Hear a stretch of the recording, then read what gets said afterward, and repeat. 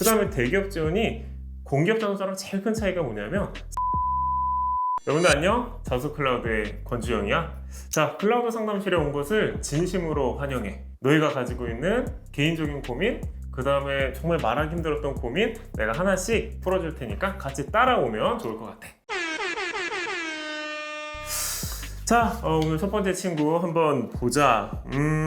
보니까 대기업 지원하는 게 목표구나. 대기업 지원하는 거. 대기업 취업에 있어서 제일 중요한 거. 그러니까 우리가 일단은 만난 거 자체가 자기소개서를 예쁘게 쓰자로 만난 거니까 대기업 자기소개서에서는 사실 중요하다는 거 우리 모두가 알고 있어.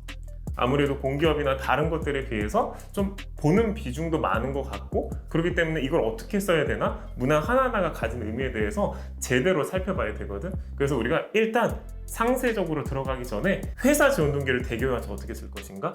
그 다음에 도전 열정, 창의 같은 이 경험들을 어찌 쓸 것인가?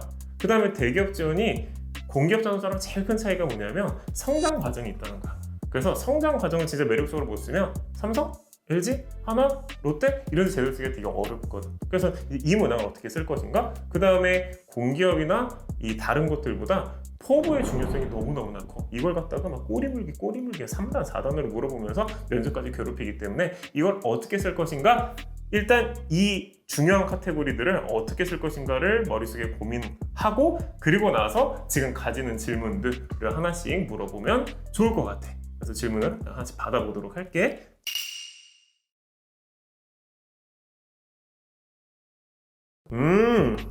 이 진짜 이 질문 많아.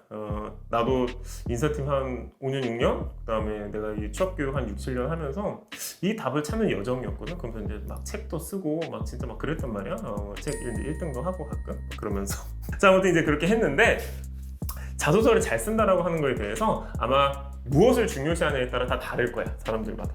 자, 그런데 우리가 자기소개를 잘 쓴다라고 하는 거는 기본적으로 최종 합격을 해야 된다. 내 목표가 삼성 SDI야? 그럼 삼성 SDI 들어가는 거 뭐 그게 최고의 목표겠지? 그런 관점에서 놓고 봤을 때는 자기소개 잘 쓴다라고 하는 것은 신춘문예처럼 글을 예쁘게 쓰고 맞춤법을 맞춰 쓰고 문장이 중요하지. 그래야 자기가 납득하면서 읽을 수 있으니까. 근데 그보다 훨씬 더 중요한 건 뭐냐면 내가 설정한 목표. 즉 사실 우리가 취업 전략을 처음 세운다라고 했을 때 정말 삼성 SDI만 쓰진 않을 거 아니야. 좀 SK 이노베이션도 쓰고, 그 다음에 뭐 협력사도 쓰고, 약간 18개를 써야 되겠다라는 목표를 수립하고 대기업 취업은 해야 된단 말이야. 공기업 취업하고 제일 큰 차이가 딱딱딱딱 정해져 있어야 된다는 거야. 그러면 자소서를 잘 쓴 사람과 못 쓴 사람의 차이는 이걸 다 쓴 사람.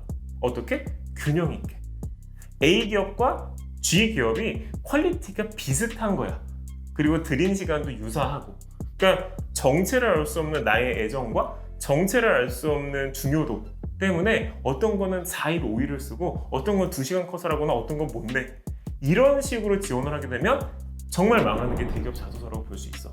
따라서 대기업 자소서를 잘 쓴다라고 하는 것은 우리가 최종 합격하는 게 목표이기 때문에 결국은 내가 정말 꼭 써야 되는 기업들의 자소서를 최대한 균등하게 쓰는 거, 그걸 위한 작업을 하는 게 핵심이라고 볼 수 있어.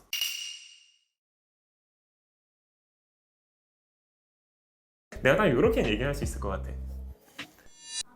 30%의 법칙이라고 하는 건 대기업 자소서에서 굉장히 중요하게 다뤄지는 수치 중 하나야. 즉 30%는 두 가지 의미가 있어. 그래서 내가 이걸로 대답을 다 가름할 테니까 들어봐봐. 자, 우선 첫 번째, 자기소개서를 읽는 비율 30%. 또 30%는 뭐냐면 그 읽는 곳의 반영 비율 30%.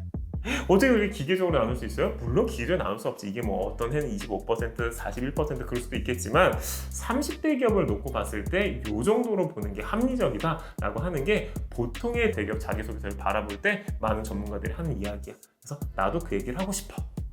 여기까지. 30%.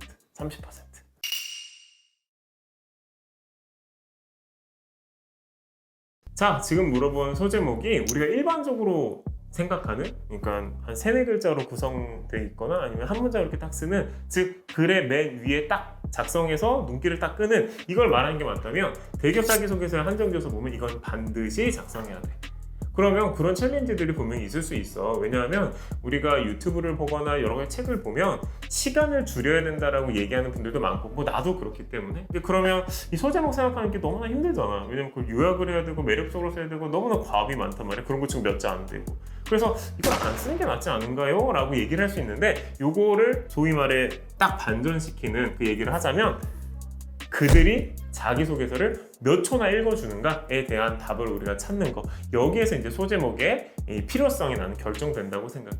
자, 우리 보통 그냥 삼성, LG, 현대, 우리 롯데 이렇게 편하게 얘기를 해보자는 거야. 자기소개서 분량 4,000자 안팎이야. 그리고 문항 4개 안팎.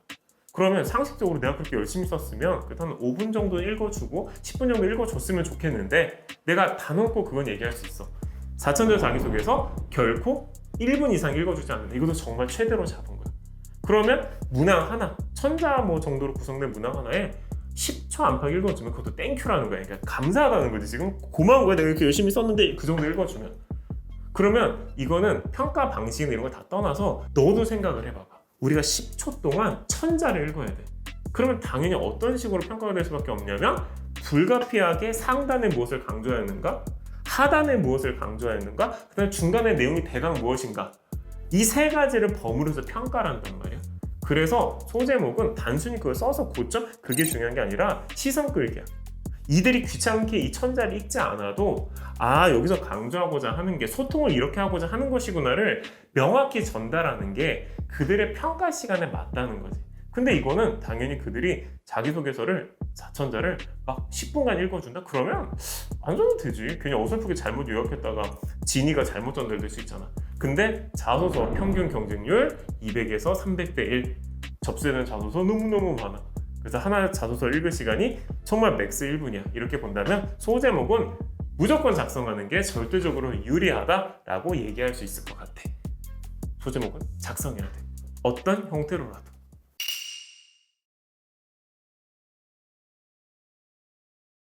이 글자 수가 아마 그런 질문일 거야. 지금 우리도 지금 이 자기소개서 나한테 쓴 거를 좀 이렇게 보면은 1,000자, 1,500자 이런 글자 수들이 좀 있잖아, 그지? 그러면 몇 자까지가 맥스냐 이 말일 거야, 그지? 그 말이 맞지? 그러니까 1,000자면 950자까지 채워야 되냐?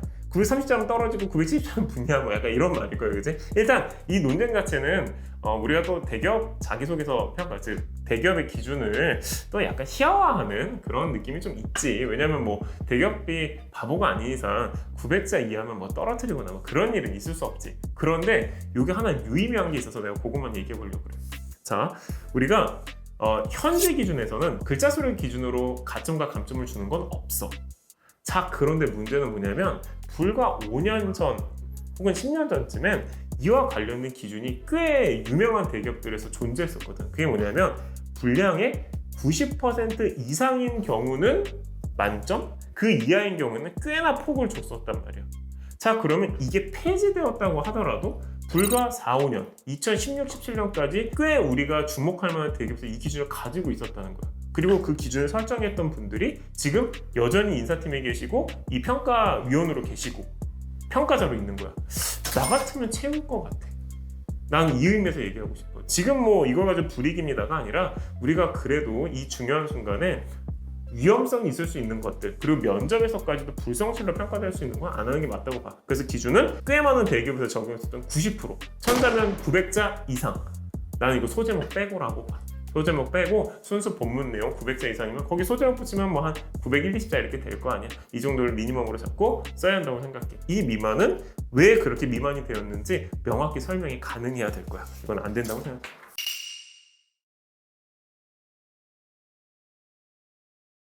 맞아. 그러니까 이 질문이 근본적으로 가질 수밖에 없는 고민이기는 해. 왜냐하면 회사 지원 동기라고 하는 게 이제 단순히 뭐 그거 자체를 잘 설명하고 이런 거 좀 넘어서서 우선 두 가지 관점에서 고민이 있을 거야. 첫 번째는 이 회사 자체에 대한 높은 수준의 이해가 필요할 때가 있어. 그러니까 내가 이 회사를 진짜 들어가고 싶고 어떤 일원이 되고 싶고 혹은 지원을 해야 되나 말아야 되나 이런 것들에 대한 고민이 있을 땐 회사에 대해서 많이 아는 게 굉장히 중요하다고 생각할 수 있지. 그러니까 이제 전방위적인 학습을 하는 거야. 그래서 이걸 어떻게 해야 되나가 하나 있고, 이게 이제 한 테마로 있고, 그 다음에 두 번째는 뭐냐면 되게 현실적인 문제인 거지.